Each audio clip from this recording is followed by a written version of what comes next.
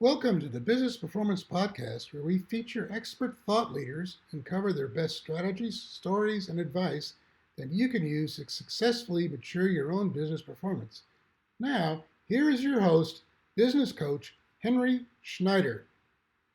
Hello, everyone. This is Henry Schneider with the Business Performance Podcast, and today it's my pleasure to speak with Deanne Akerson of Kindred Bravely. She's the co-founder and the CEO of a maternity apparel company here. And they've been on the Inc. 5000 list for 2019, slot number 20 with some phenomenal growth over 3 years of over about 8.5 thousand% growth, which is really good. They're based out of Oceanside, California. So, Deanne, welcome. Thank you so much. It's wonderful to be speaking with you today. Okay, so to begin with, I always ask my guests to give a little brief overview of their company. So if you can talk about Kindred Bravely, how you came up with the name, your customers, and the types of services and products that you provide. Yeah, absolutely. So Kindred Bravely is, it's as you said, a maternity and breastfeeding apparel company. We came up with the name because, I was right in the midst of having 2 young children when we started. They were 1 and 3 years old.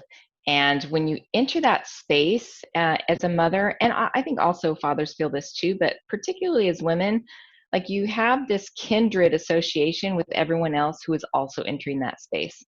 So people who you would otherwise really not feel connected with, like suddenly, you can be at the park and you just feel a connection with someone else who's in the same life stage with you. So kindred is really for that sisterhood and that bonding that exists between moms that are expecting or new moms.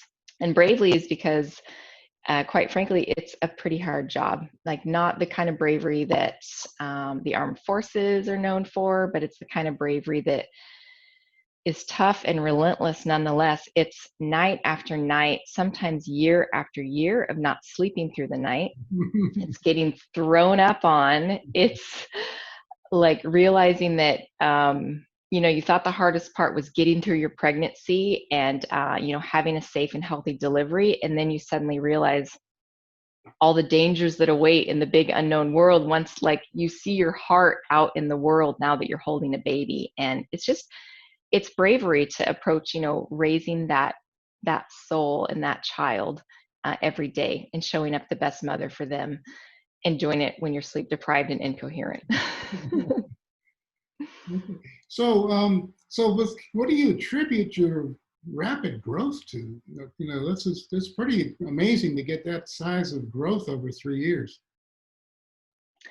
Well, I think there's really 2 or 3 things that really come to mind. I think it's obviously we have a really incredible product that speaks to our customers.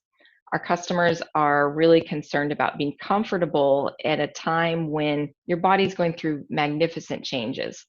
Your rib cage is expanding to accommodate baby, your breast size is also expanding to be ready to feed the baby. And so, we specialize in producing maternity and breastfeeding bras that really work for moms. They're comfortable, they're supportive, they're functional, and they're stylish too. And I think like hitting the right perfection of comfort, functionality, and style really resonated with our customers. But you can't just have a good product to grow like this.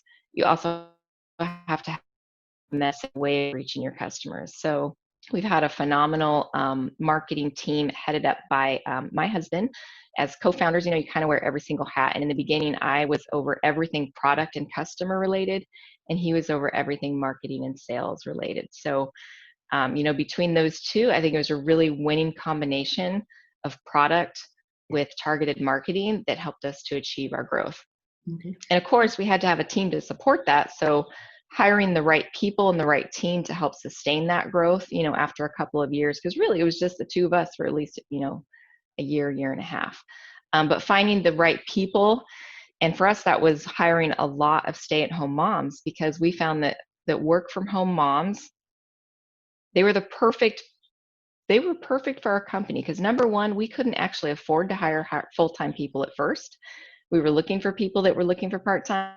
And secondly, they really got our customer because they were our customer. They understood her needs. They could, they could speak her language. And, so when we had a goal of creating comfort and community for nursing moms, having the right people on our team that really get our customer, I think was absolutely paramount to our success so far. All right. So thinking about when you identified a need back in 2015. So how did you how long did before you had like a prototype and a real product that you could sell? How long did that take? Yeah, so the actual process took about 4 months from I had this idea. I really wanted a pair of comfortable nursing pajamas.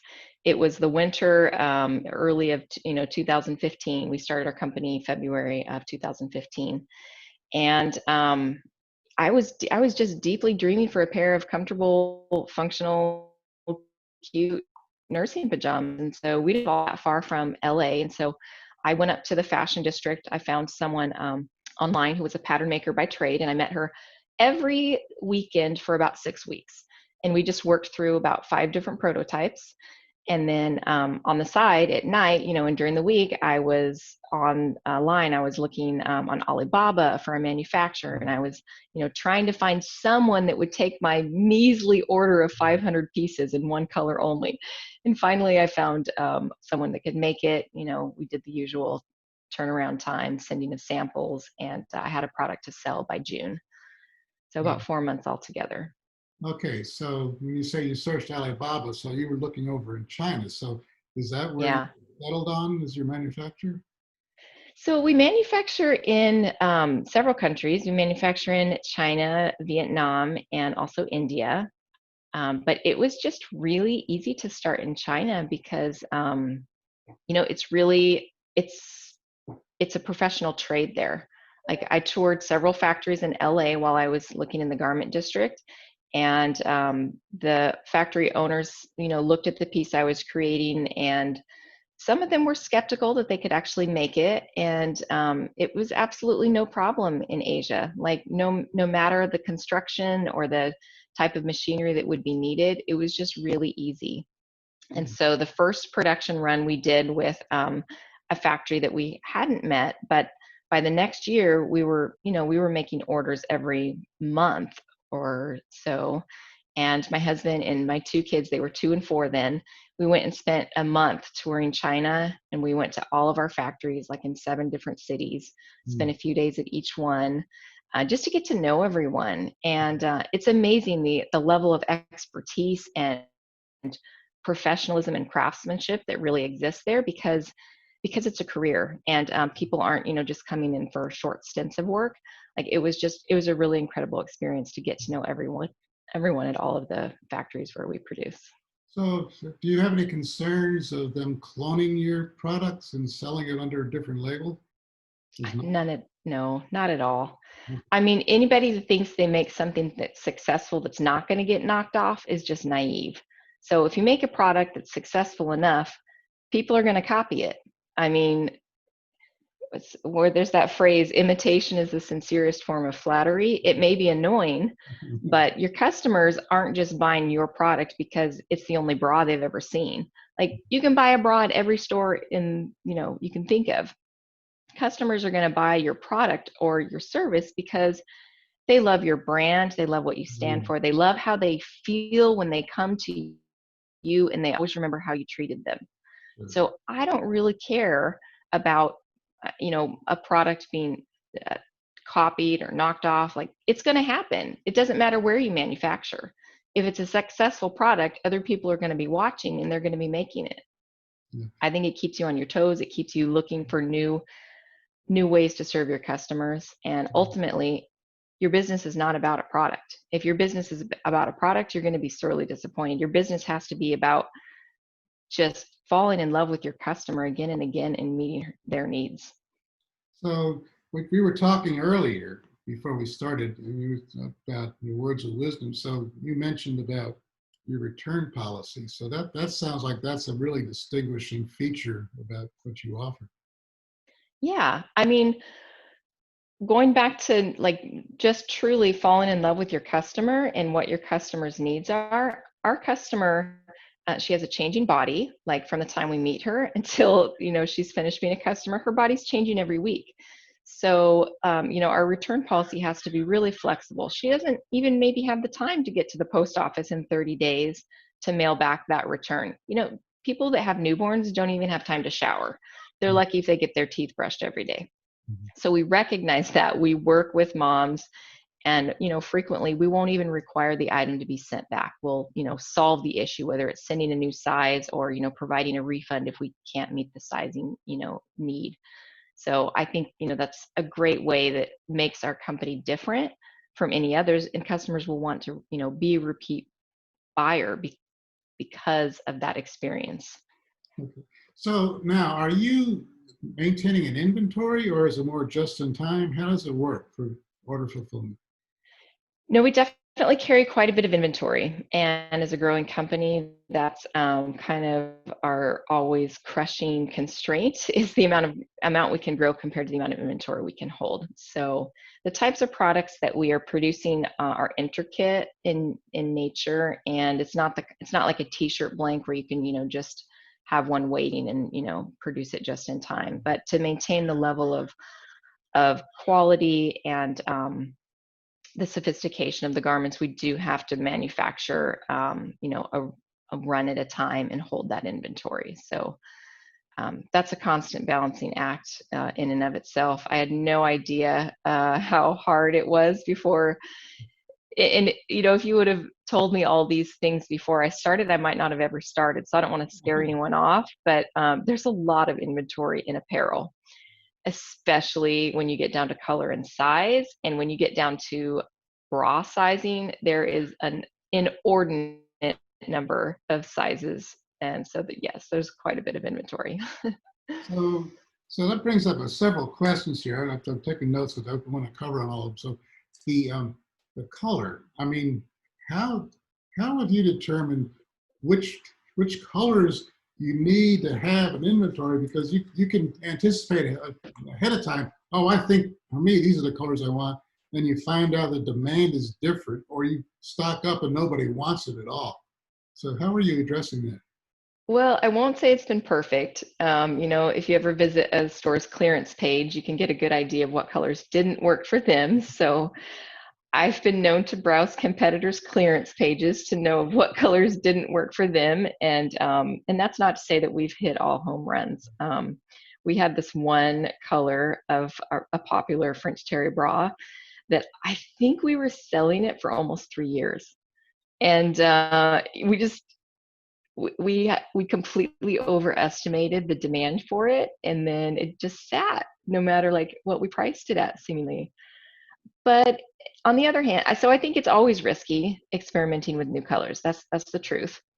You can try to get some market validation, and we have like a private face group book, or sorry, we have a private Facebook group called Kindred Mamas where we'll pull. And if I hear from 300 customers, I kind of feel like that's enough to sort of hang my order on. So we can try to get some early validation. Or obviously, it's easier when you're looking at past performance. I mean, there are obviously safe colors. If you're selling T-shirts, you're probably always going to have black and white. If you're selling bras, you're always going to have beige and black. But apart from that, it's a bit of trial and error. And Yeah. so I try to go low. I try to go, with only the minimum color quantity, and just be okay if it sits. Can I afford this cash to just be sitting in little boxes in the warehouse? Okay. And then the other question there is like we were talking about supply chain. How has COVID-19 impacted you in getting your product shipped? Are you running Yeah, inventory or what? there's definitely real impact for any company right now that holds inventory. I'm sure they're not untouched by the COVID-19 crisis. From having some orders in India where they've been on lockdown for a month and no end in sight, like those are just totally delayed. There's nothing we can do about it. To orders that are progressing on time, but there's shipping delays. if we were planning on air freight, air freight is like $20 per kilogram right now out of certain ports in Asia, especially Shanghai. So it definitely affects the availability, it affects your margin. There's a lot of considerations going into shipping the product, even assuming the factory can get it done right now. So it's weighing those decisions and just the balancing act. We're always trying to look for ways to reduce risk to our supply chain. So looking for other, places where we can manufacture products. But the reality is we're all a big connected world.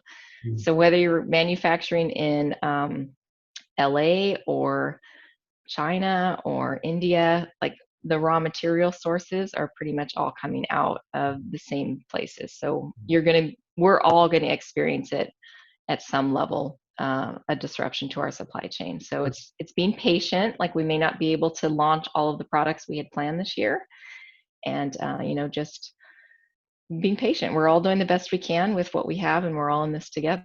So have you we can only get what we can get. So have you received shipments now since everybody's locked down, or is everything just kind of yeah. We haven't received any shipments out of India, but shipments have been coming normally from Vietnam and China. Okay. They did experience lockdown, but it was earlier compared to the rest of the world. So I think by the time the rest of us were starting to feel the symptoms, they were already, ramping back into normal working mode. The new normal, which is less people at a time, more shifts, everyone wearing gloves and face masks, kind of like what America's probably going to be when about the time this podcast airs. I don't know. Who knows the future? So are you concerned about contamination having to kind of cleanse things when they come in, or?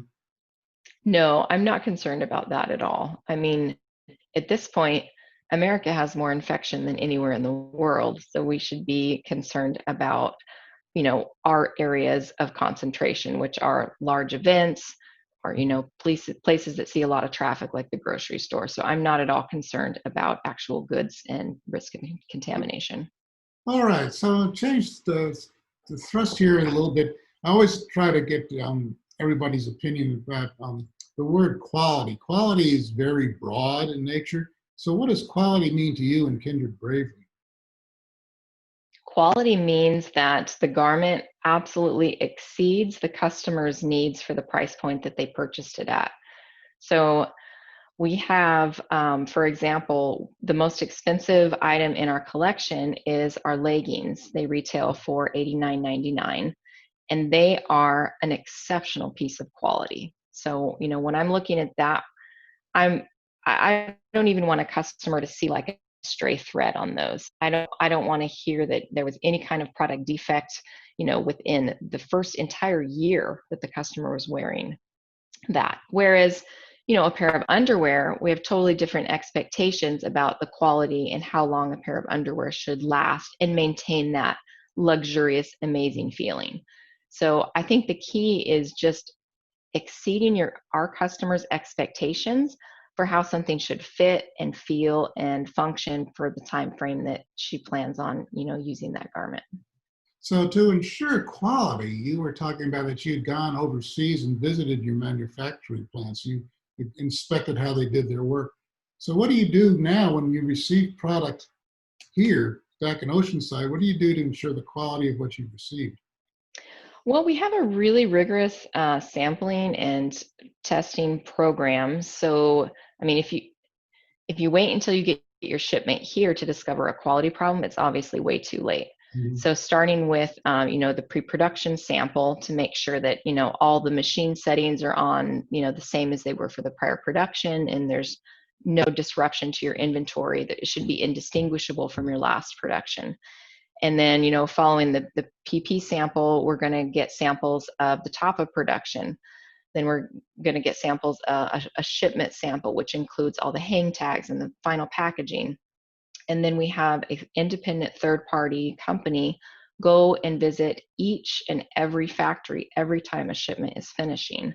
Oh. And this is like every few days. So we have an inspector come and they mail us a detailed report. It's usually 45 to 60 pages, including photos of exactly what they found during a random inspection. And then we can talk with the factory if it needs to be resorted, if there's any problems that have come up, we can solve it while it's still there before it leaves the factory. So how did you come up with that practice of doing that? That sounds like a very excellent way of doing quality checks. I think it's a pretty standard manufacturing procedure. I actually can't take credit for it, but our buying and sourcing director has put that in place. But I think it's fairly standard within the manufacturing world to receive samples, but both before beginning the bulk production and also right at the beginning of the production and towards the end. So, just basically it's like, having an eye on the factory at the beginning, middle, and end of the production to make sure everything went through as planned. Yeah, because definitely, I mean, you can't be there, so you have to rely on somebody else's eyes to inspect it for you. Right. And we have, rigorous set of tech packs, which explains exactly the tolerance that's allowed. I'll never forget when I was very early in, I think it was still 2015. And my first supplier sent a shipment of bras. And at the time, like I said, I don't have a background in production. I was a high school math teacher. So I didn't actually know about all of the different samples I should be asking for and requesting and measuring. I think it was probably only my second order. And I started to see an uptick in customer returns. And a lot of people were saying that the bra was too small, didn't fit. And so back in 2015, all of our inventory was housed at Amazon. They were even fulfilling for our website at the time. So I requested a removal of, I can't remember, a certain portion. And I was sitting in my office saying, what in the world went wrong? Why is everyone saying it's small? So I waited way too long to actually figure it out that they had messed up. They were off a half an inch on the center front length, which may not seem like a lot, but on a bra, a half an inch is an entire size. So I guess I learned from that mistake to start requesting samples sooner, and I hired a production manager right away. Yeah. So that goes back to I don't know, to basically requirements and setting your requirements. So what have you learned from how much information you need to provide so it's done correctly the first time? You need to provide absolutely every bit of information you possibly can. The best is a physical sample of what you already have in mind, because then there's no question about what you mean by this. If that's not possible due to the tooling or machine requirements, you need to have as specific a tech pack as you can. Like imagine, I'm going to just use a garment because that's what we make, but don't just have a picture of the front and back. You're actually going to invert the garment and show the inside construction of the front and back, as well as the outside construction of the front and back. And you're going to have call outs to details where it may not be easy to see what's happening in a certain area. And you're actually going to name the stitch. You're going to talk about how many, stitches per inch. You're going to over communicate. It's like the minutia of the minutia, because then there's no question about how to actually do it. Yeah, because if you don't, somebody will figure it out for you and it won't be what you expect. It won't. And anybody that's thinking of actually making an original product, it's okay if you don't have it all figured out at first. You can actually start with a factory that's willing to work with you and a sketch, but do not start production. Do not pay any deposits until you actually have a physical sample in your hand that you're like, yes, this is actually what I want. Okay. All right. So let's see. So what are some of the common pitfalls that you've encountered that you don't want to, you'd like to help other people not encounter? So two things that come to mind is ordering too much inventory and spending too much on marketing. These are two things where it's really easy to spend too much too quickly. When you're ordering inventory, every order, you've got a unit cost times the order size, and it can rapidly deplete your business of the cash that you need to operate it. And then you look around at your warehouse and all you see is like cash locked up in these little tiny cartons, and all your cash has been hijacked and it's sitting in inventory. So I think a great pitfall to avoid in the beginning, I would rather be out of stock than be overstocked, because if Mm. I'm out of stock, I'm just growing slower than I want to. And I'm kind of mad that I'm not collecting that sale, but at least I'm still in business if I have the cash to get me through until when the next order comes. I mean, obviously, it's a balancing act, but if I have to err on the one side, I would rather be slightly understocked than overstocked in the beginning, because you simply just don't have as much leeway. You don't have as much cash reserve. And then the other is marketing. Companies spend a lot of money. It's easy to just have, the credit card on Facebook ads or Google ads, and that can rack it up tens of thousands of dollars in a hurry without you really understanding what it's going to. So make sure that you have someone you trust in the marketing seat before you spend more than you want to. Yeah. Yeah, I can Because we've understand. done both. We've spent too much on inventory. We've spent too much on marketing. Both of them were painful mistakes, but it was only when we did both at the same time that it nearly crushed us back in 2018. So So you can afford to make a mistake. Try not to make them at once. yeah. All right. So where is your inventory now? Do you have a warehouse there in Oceanside? Yep, we do. We keep most of our inventory here in Oceanside. We also participate in Amazon FBA programs. So we transfer in, every couple of weeks, we'll transfer in, the supply that's recommended by Amazon for certain products.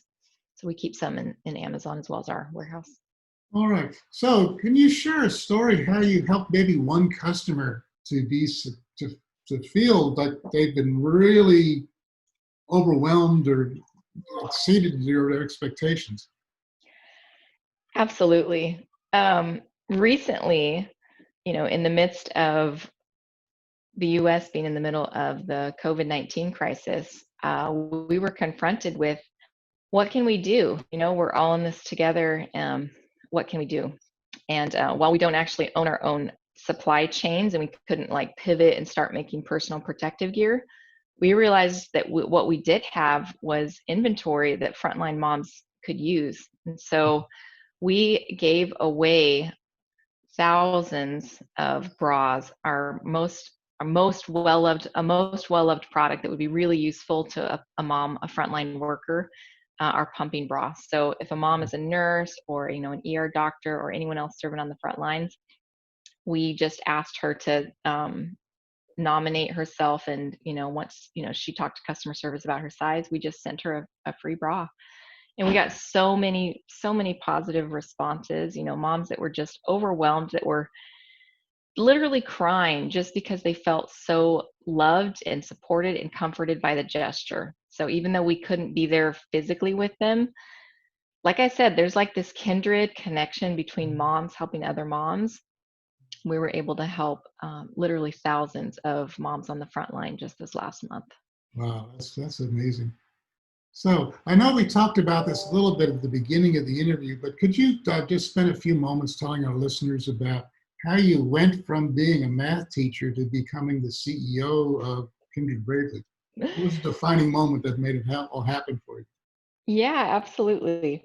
Five years ago, my kids were 1 and 3, and I was just looking for a comfortable pair of nursing pajamas. My 1-year-old was still breastfeeding, and all the clothes that I'd been given, they were either on their second use, or even after a year, if they'd been given to me when he was born, they were done. They were stretched out. I really just wanted a new, comfortable pair of pajamas. I put them on my Christmas list, didn't get them. I put them on my birthday list, which is in January, didn't get them. And I just had this moment after searching all the stores in my neighborhood, Target, Sears, Macy's, Penny's, everywhere, and coming up completely empty-handed. Then I turned online and I found a couple things that were okay, but just not what I was looking for. And I wasn't being super picky. I'm not like a fashionista. All I wanted was comfortable, functional, and a put together feeling. And so I was sitting in the office one night after the boys were asleep. And my husband was working at the computer, diligently trying to look for a new business idea. He has a background in entrepreneurship and wanted to start a direct-to-consumer startup. And I was just desperate for a pair of nursing pajamas. And I looked at him and I said, "Hey, why don't we make nursing clothes? I know exactly what moms want." And he looked at me like I was crazy because I was a high school math teacher. I was just on an extended maternity leave. And then he ran some numbers, and a couple days later, we formed Kindred Bravely and started working on that first prototype. So, yeah, I wouldn't say that the journey was, smooth, but I feel as I did for each moment along the way. So I knew what I needed to do at first. I just needed to solve the problem of creating a comfortable set of clothes. So, I'm a resourceful person. We found a pattern maker. It was just bit by bit. It's not that we started the entire branded company that you see now as the person I was 5 years ago, math teacher. Bit by bit, it forms, new skills emerge.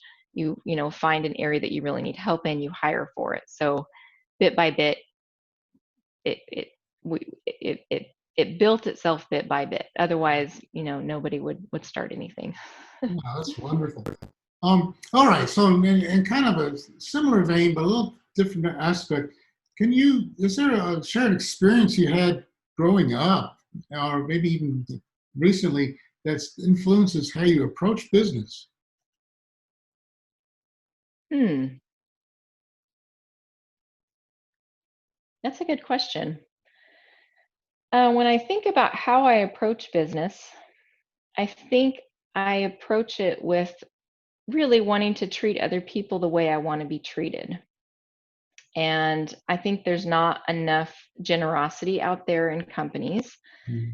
And that's really what I want more of in the world. I want to see more generosity, and I want to see more encouragement and more kindness. And so the opportunity to use my business to deliver some of that um, is really how I approach business right now.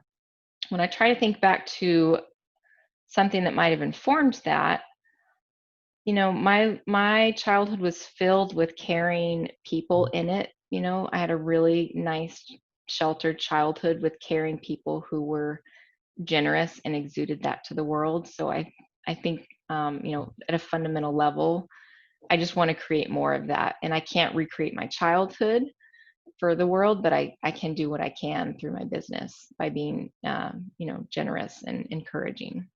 Okay, and then kind of building on that, what does success look like for Deanne Akerson? What does success look like? Um, I think I think success is not something like you reach. I mean, I feel success today. There's not something that I'm waiting for tomorrow. I'm not waiting for some kind of big exit to feel success. I feel successful because I like what I'm doing. I really do, and I think the world is a better place by having a well-run company, and we have 50 employees, and they have a stable place to call home and to make their homes and a positive workforce. And I think that's a much more successful thing to have in the world than two wealthy people, at the end of an exit. So I think success is really creating a healthy environment for people to live and grow and to have their lives. And that's where we're at right now. Okay. All right, so that brings up another question that I've been kind of wondering about.